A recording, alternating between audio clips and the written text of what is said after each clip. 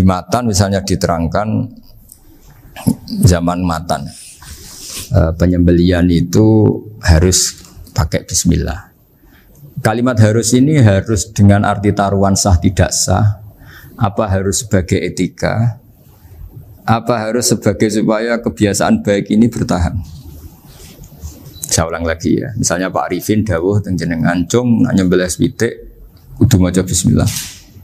Kalau kamu memotong hewan harus baca bismillah. Kata harus itu apa artinya syarat sah? Sehingga kalau tidak baca tidak sah.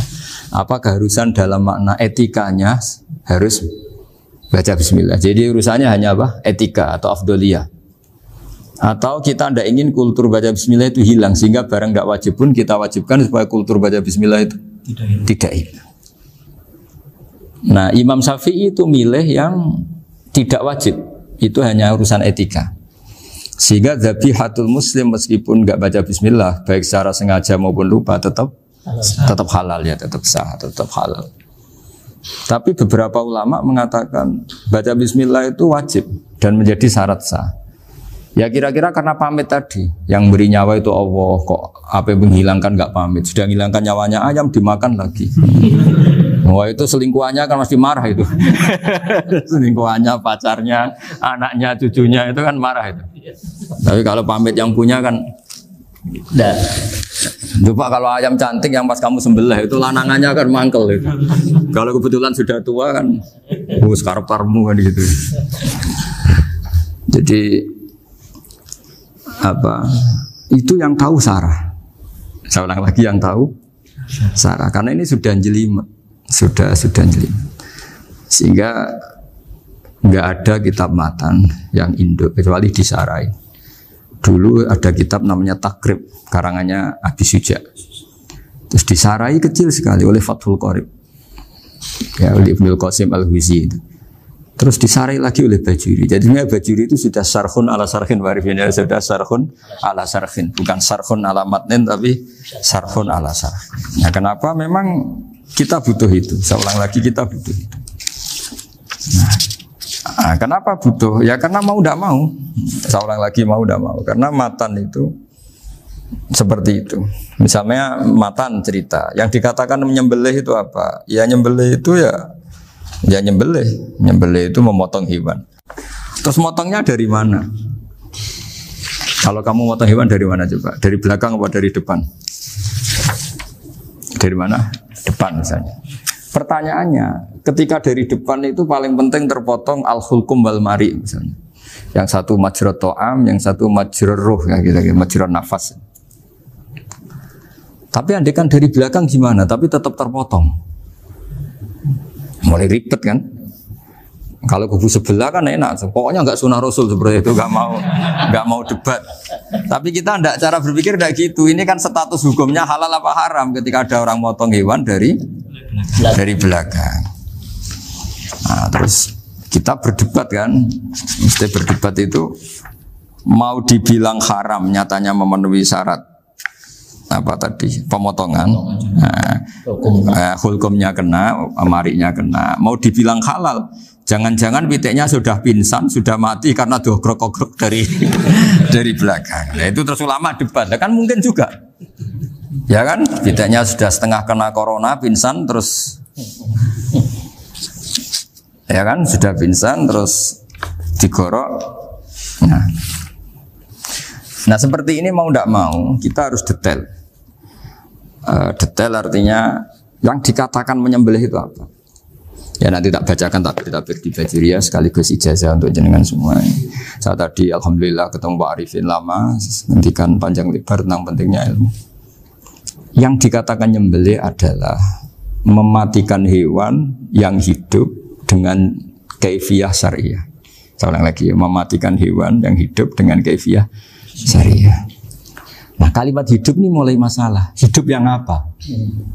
Misalnya ada hewan, saya sering kalau ngaji cerita, ada ayam jago ketandang mobil, ketabrak mobil, kejet-kejet. Enggak kamu sembelih pun 1 menit lagi pasti meninggal. Ini kan hanya koordinasi prosedur saja. Karena prosedur ayam mati harus kejet-kejet, enggak boleh enggak langsung peletes mati, enggak boleh.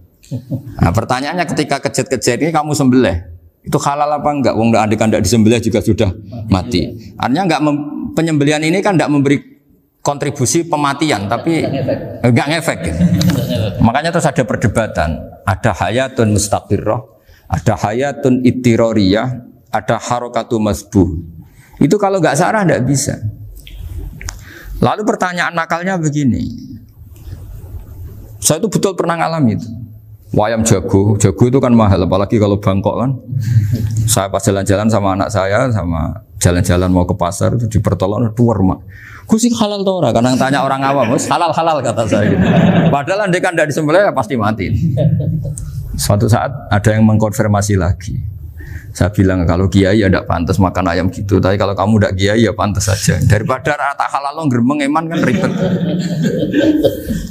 Nah sebetulnya itu dalam mazhab Syafi'i itu tidak halal karena dia sudah tidak punya hayatun mustaqirrah.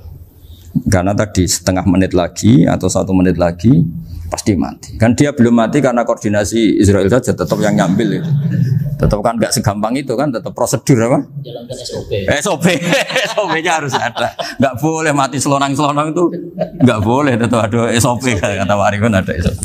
Dia kalau sama saya bisa guyon kalau.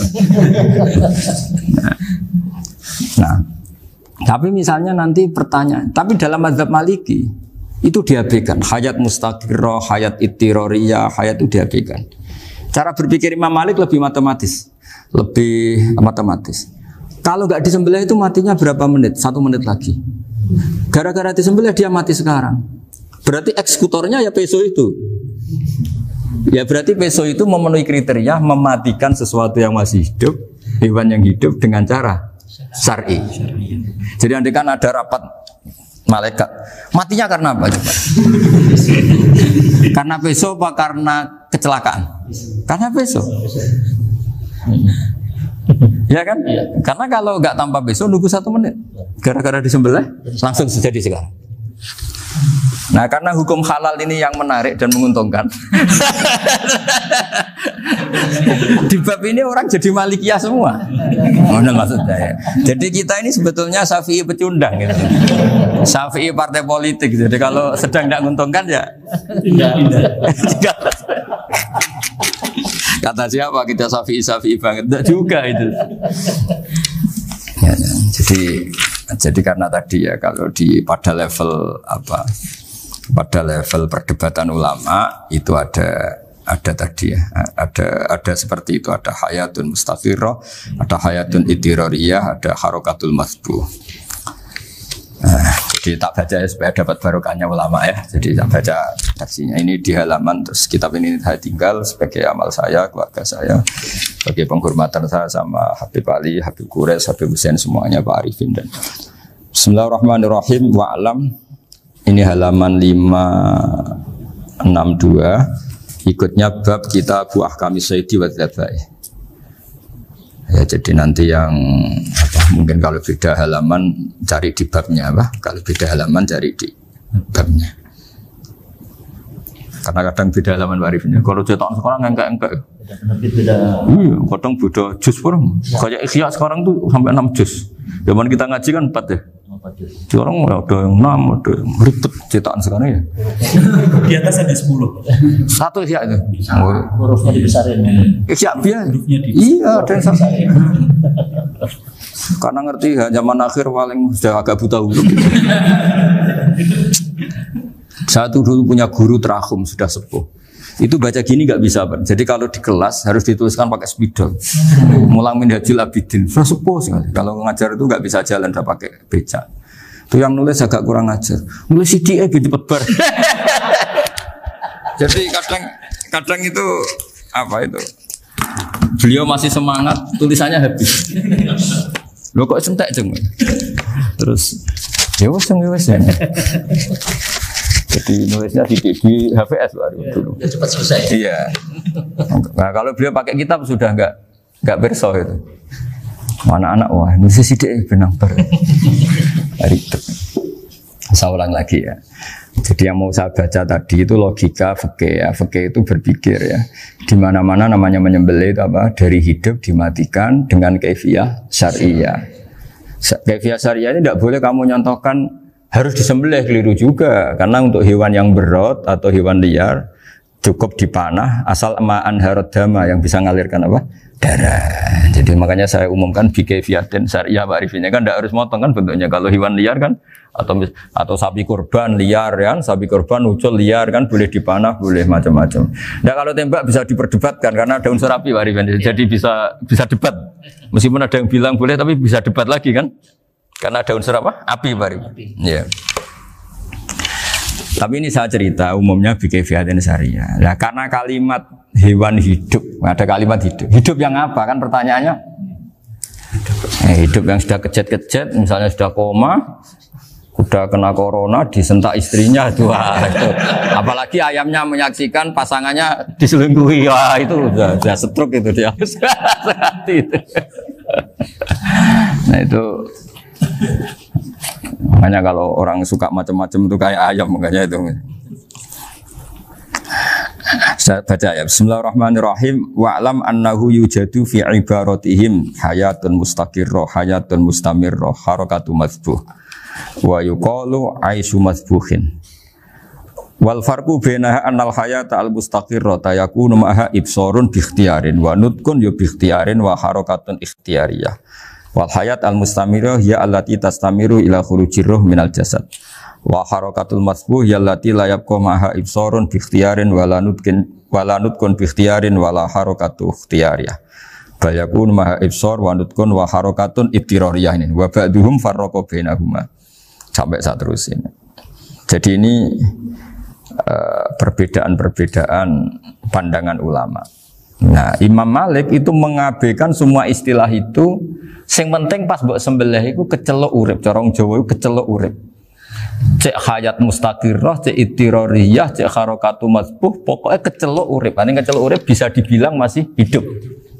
Karena kalau bisa dibilang masih hidup, kamu sembelih, tetap nanti rapat malaikat kira-kira gitu. Ini matinya karena apa?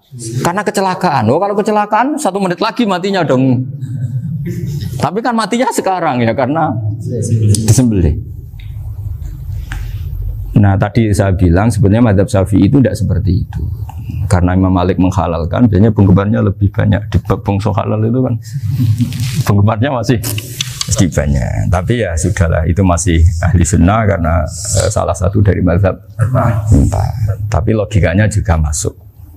Jadi kita bukan sekedar taklid ke Imam Malik, tapi kalau kita ikhtiyat ikut Imam Syafi'i ya monggo, karena mungkin secara medis karena mengalami seperti itu mungkin tingkat kesehatannya apanya sudah ya sudah lah, yang penting makanya terus orang Jawa pinter nak PTE jago ya halal, nak cilik enggak lah. Itu kan ibarat perdebatan antara kepiting sama yuyu. Yang menghalalkan kepiting itu mengharamkan yuyu, tahu yuyu yang kecil di sawah ya. Tak tanya, kenapa yuyu halal? Karena amfibi Gus, bisa hidup di dua alam. Memangnya kepiting enggak? Oh beda. Ternyata beda maksudnya. Eman Gus kalau haram. Eman kan. Kalau yuyu haram kan enggak ngefek kan. Kecil. Ini mufti kok. Oh udah kadang halal. Udah kadang makan selama ini. Iya selama ini udah kadang makan itu. Makanya banyak kiai yang mengharamkan kepiting sebetulnya, tapi minoritas kan? Minoritas. Tapi yang mengharamkan yuyu mayoritas, wong kecil aja. Jadi kita ribet ikut siapa? Gitu. Kata siapa? Ahli fikih gak mikir untung rugi. Makanya saya ini bingung, jadi saya ini kan kiai ya, kiai betul. Susah kadang jadi kiai. Sebagian guru saya itu mengharamkan kepiting. Nah kalau kayak dolan di daerah Juwana Mas Nafis daerah itu, penghormatan tertinggi santri itu kalau nyugoi kiainya kepiting karena itu makanan termahal. Bingung kan dia? Mau tidak makan itu kayaknya dipersiapkan betul Pak Ribet. Sudah ada effort ya. Warna nyari yang mahal kan. Mau makan itu sebagian guru kita mengharamkan. Akhirnya ya ada darurat tadi. Makan sekadarnya. Kalau saya habis 3 pasti israf. Kalau habis 1 prosedur hormat yang nyugui. Itu susahnya jadi kiai. Kalau kamu kan tidak kiai, mumpung gratis. Enaknya gak jadi kiai kan itu Mas. Pertimbangannya mumpung gratis. Sudah gitu masih mun dibutuh mawon, makai dibutuh mawon. Oh digawadenan. Tapi sebetulnya ada sisi naif dari yang bilang halal tadi. Ketika yang bilang hal naif itu versinya, tapi ya nggak apa-apa, semoga dimaafkan Allah. Naifnya tadi, tapi saya tidak tapi itu masalah khilafiyah ya. Semoga yang mengatakan halal juga benar, karena punya perhitungan iman tadi. Tapi yang bilang halal itu tak tanya, Yuyu itu halal apa haram? Lucunya jawab haram semua. Yuyu bahasa Indonesia nggak ada kayaknya. Nggak tahu juga saya apa. Yang penting paham tapi Yuyu yang kecil itu. Itu kalau diharamkan nggak ada yang protes ya? Nggak ada. Tapi kalau kepiting? Ini pakai model apa? Coba apa? Kalau alasannya amfibi, Yuyu sama kepiting sama enggak? Kalau alasannya amfibi, hidup di dua alam. Sama-sama. Kenapa kepiting jadi halal? Lebih bernilai. Ini juga mufti model baru. Mungkin muftinya menghalalkan itu. Iya makanya itu. Kan, jadi kayak tadi ayam jago tadi orangnya tak tanya akhirnya. Andekan yang kecelakaan itu ayam kecil. Kamu tanya saya enggak? Ya enggak, aku langsung tak buang. Kan langsung dibuang. Berhubung ayam besar. Eman kan. Tapi nurani aja sebetulnya protes. Nyembelih wis klekek-klekek terus. Kadang kan wis apa kejet-kejet itu sudah tunggu SOP dari Pak. Ya tapi apapun itu ini ilmu harus didengar ya supaya sampean tahu ya, ada hayat mustaqirroh, ada hayat mustamirroh, ada hayat ittiroriyah, paling enggak kita ngerti lah. Karena nanti di bab B, ya nyun sewu di bab apa? B. Itu ya nanti enggak sahnya karena apa? Tidak mutamawal. Misalnya saya punya utang sama Pak Arifin ayam jago. Tak bayar dengan jago yang mengalami kehidupan sudah seperti itu kan tidak sah. Meskipun itu hidup tapi sudah tidak hayat yang mustamirroh, tidak normal.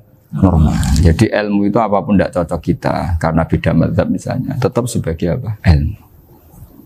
Jadi jangan pernah anti ilmu meskipun kita tidak cocok. Dulu saya itu heran sama Abu Hanifah karena membolehkan merujuk wakaf. Wakaf itu kan nggak boleh ditarik kembali dalam mazhab Syafi'i dan hampir semua ulama bilang gitu. Tapi kalau kata Abu Hanifah, jika nazir yang nerima itu tidak sesuai rencana kita, keinginan kita itu boleh narik kembali. Fa innal waqfa atiyatun makhdoh, kata beliau. Wakaf itu ya pemberian normal saja. Suatu saat ada peristiwa gini Pak Arifin ya, ada orang kaya raya mewakafkan tanah itu senilai kalau nggak salah itu 60 miliar. Singkat cerita beliau bermain apa gitu, bisnis apa itu bangkrut. Kemudian itu belum disertifikatkan wakaf. Kemudian nggak ada yang disawang Coro Jowo, nggak ada yang dilihat, terus mau dibeli sama nyuwun sewu sampai yang mau beli yang mampu itu non muslim. Singkat cerita ada orang kaya muslim yang mau beli itu tapi ada problem karena itu wakaf. Tapi kalau nggak dibeli itu malah dibeli non muslim. Tanya saya, akhirnya saya jawab nggak apa-apa dibeli saja.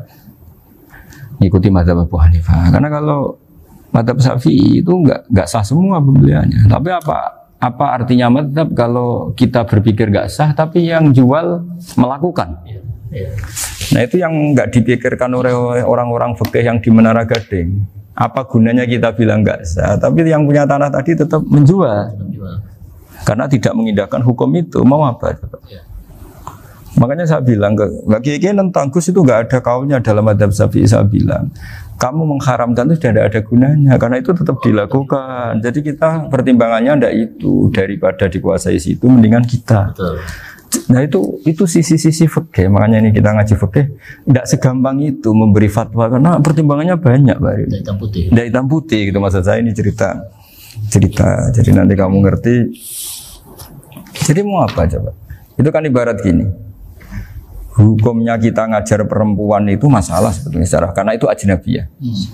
Tapi fikih mentoleransi li ajli ta'lim karena untuk belajar enggak apa-apa. Kalau sudah jadi fakta itu ribet. Dia maunya belajar sama kamu dan sekali kamu tidak mau belajar ke yang lain yang potensi menyesatkan. Jadi fikihnya bukan masalah nazar lagi, sudah penyelamatan. Ribet kan kalau sudah begitu. Saya punya kenangan yang menurut saya itu harus jadi trauma. Siapapun harus jadi trauma. Ini cerita sedikit. Ini masih ngaji fikih pertimbangan. Ada orang itu sangat khusyuk, Pak. Sangat khusyuknya di rumahnya Pak Wafa itu nggak ada TV, nggak ada motor, nggak ada apa saja. Ketika anaknya berkembang agak dewasa, itu pertama naik motor, itu ya utang jasa sama kawan-kawannya. Pertama dia ngelihat nikmati TV ya dari kawan-kawannya. Corong Jowo mbek tanggane lah. Padahal orang tuanya ini protektif justru karena banyak tanggane sing ndak pati Islami lah. Ya mereka orang Islam tapi ya enggak sholat, enggak apa. Singkat cerita orang tuanya ini datang ke rumah saya nangis. Nangis Gus, sekarang saya ikrar bahwa mazhab abah jenengan Kiai Nur Salim, bapak saya itu mazhab jenengan itu lebih hebat timbang mazhab kula. Nangis dia. Dulu saya itu agak menyalahkan Kiai Nur Salim jenengan karena longgar di rumah ada TV, ada motor. Terus dia cerita. Nah karena anaknya ini pertama bisa naik motor, untuk anak ABG ini kan jasa yang luar biasa. Karena dia butuh sekali bisa naik motor, dipinjemin. Akhirnya walhasil anaknya ini yang saya merantau ke Jakarta kemana? Akhirnya lam yusolli wa lam yasum. Padahal anaknya ya kiai kampung. Terus tak ceritanya. Terus akhirnya dia tanya, kenapa sih Gus jenengan sama abah kok longgar gitu sama anak? Terus tak ceritanya gini Pak Arifin. Menurut ilmu al-insan abdul ihsan, manusia itu budaknya kebaikan. Karena utang jasanya sama anak ini, ya dia akan ainut anak ini. Sementara kenangannya mbek jenengan mbok amui. Tidak boleh. Dia baru ngakui ya Gus saya itu nyun sewu hanya khusyuk tapi kurang ilmu. Tadi dia hanya berdasar khusyuk. Bocah kok main delok TV kan pikirannya hanya gitu. Ini cerita ilmu, saya bukan menjustifikasi manapun. Ini kan cerita ilmu Pak Arifin ya. Jadi semuanya itu ada hitung-hitungannya. Coba kalau kita terlalu stakung be anak pertama naik motor jasanya orang nggak sholat ya, pertama roh TV jasanya orang nggak sholat. Coba terikatnya anak ini sama kita apa sama orang itu? Sama orang itu. Bayangkan kalau umur ABG, kalau umur sak pari pun Pak Wafa ini nafsu astagfirullah kan. Gue job tua nome orang. Gaya tok, bareng tua udah khusus gue gaya tok. Aslinya namanya bodoh. Ya saya sama semua. Cuma saya akan lebih jujur dari biasa. Jadi orang itu harus ngitung gitu. Itu kenapa Mbah Mun tuh kayak alim alama. Setahu saya dalamnya ada TV. Putra-putra ini lihat TV. Meskipun kita tidak mungkiri negatifnya TV, kita nggak mungkiri Pak Arifin ya. Tapi tadi ketika anak-anak ABG itu pertama lihat TV jasanya Tonggoni. Kalau kebetulan tanggane wong soleh nggak masalah ya. Kalau enggak, itu nangis ke rumah saya itu ya. Nyesel dia. Tapi saya bilang gini, ini jenengan tiang soleh, mesti anak jenengan suatu saat kembali. Coba pola jenengan harus rubah. Ini hebatnya Nabi. Ketika Sayyidah Aisyah masih kecil, minta diperlihatkan Li'bul Habasyah. Itu ya diturutin kan masyhur itu. Kayak apa Nabi? Karena kalau nggak diturutin, pasti Sayyidah Aisyah akan ngidolakan mainan yang lain yang di luaran sana malah. Itu karena Nabi punya kearifan tadi. Jadi ini kan ilmu, lagi-lagi ilmu. Jadi yang semua itu harus dibaca dengan ilmu. Makanya kata Nabi, ad-dunya mal'unatun mal'unun fiha illa dzikrawah wa ma'alahu aw aliman aw muta'alliman. Karena dunia ini hanya bisa dibaca dengan ilmu. Yang diridai Allah maksud saya hanya bisa. Saya itu banyak kenal menteri, kenal pejabat. Tapi saya tidak pernah melihat itu sebagai pejabat. Melihatnya itu orang yang ingin belajar agama.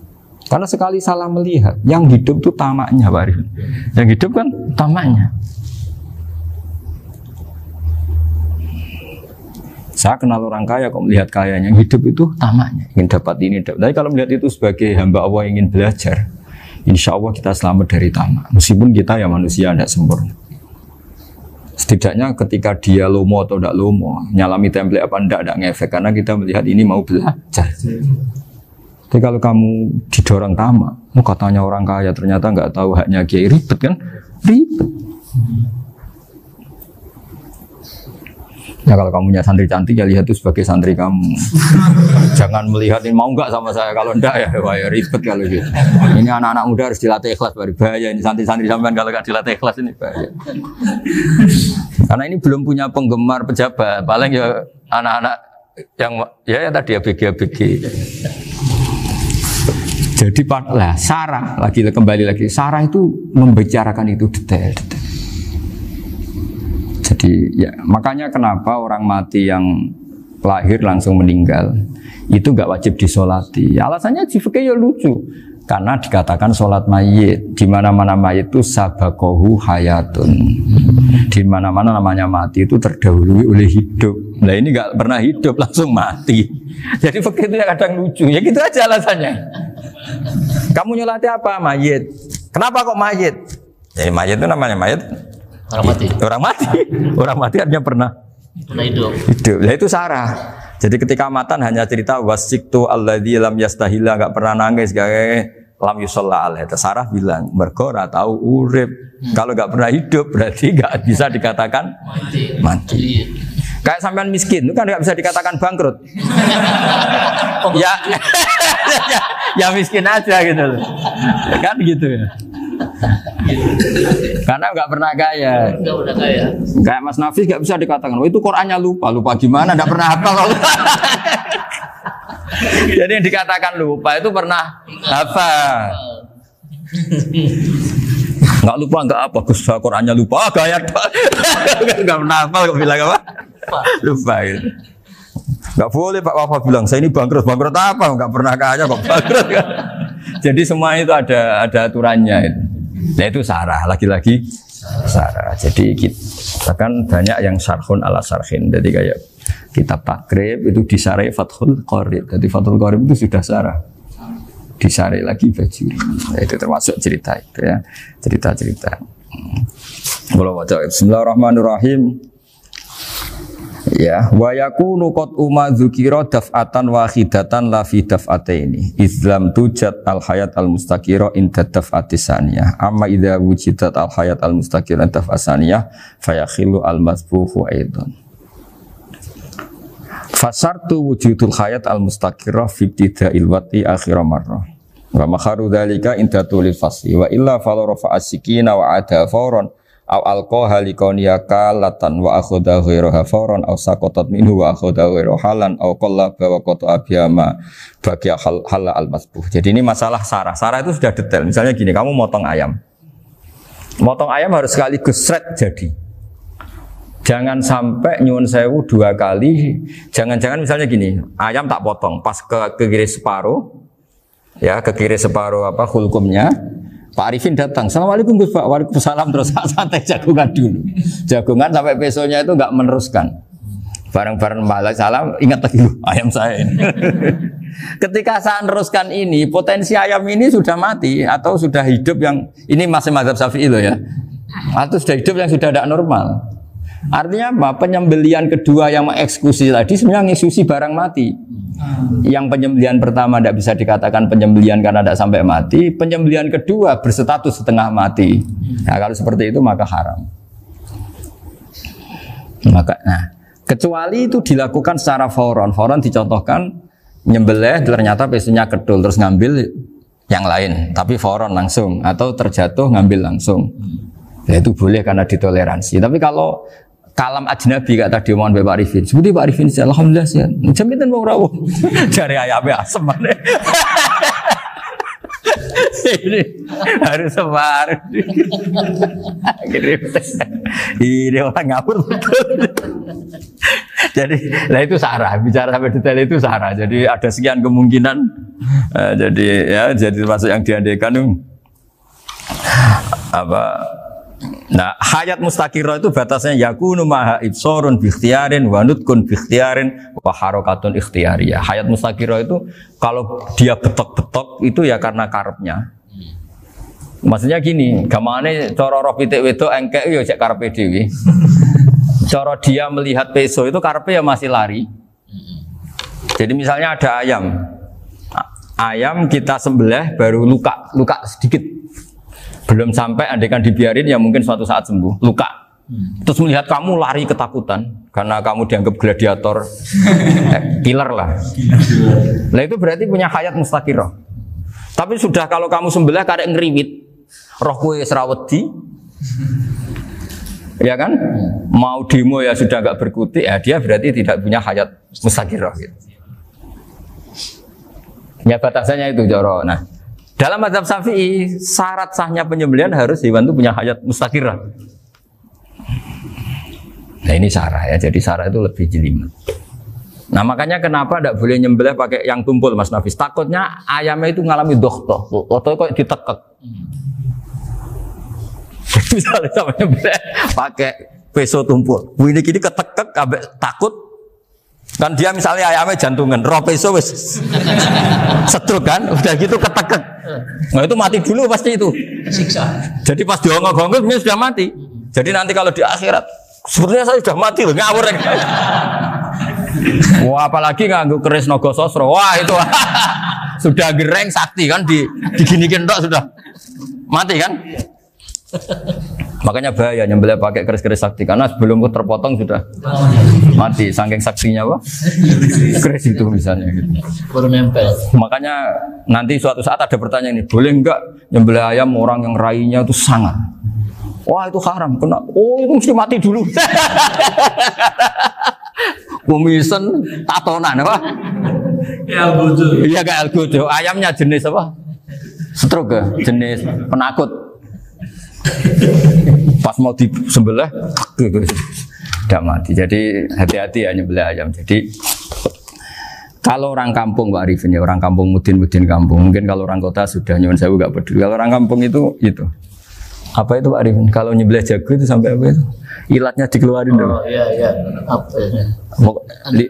Iya, karena takutnya katanya beberapa yang kaget itu kelek apa? Ketelan. Iya ketelan ya. Itu ya ada kearifan gitu, tapi ya terlalu ya menyiksa ayam. Tapi memang potensi katanya Pak Arifin. Katanya yang ahli-ahli itu ya. Jadi kalau dia jago ya mau disembelih, saking takutnya itu. Kalau orang Jawa kalau takut kan yang ngelek itu ya. Orang Jawa loh ya. Itu kalau orang takut kan kadang apa kayak.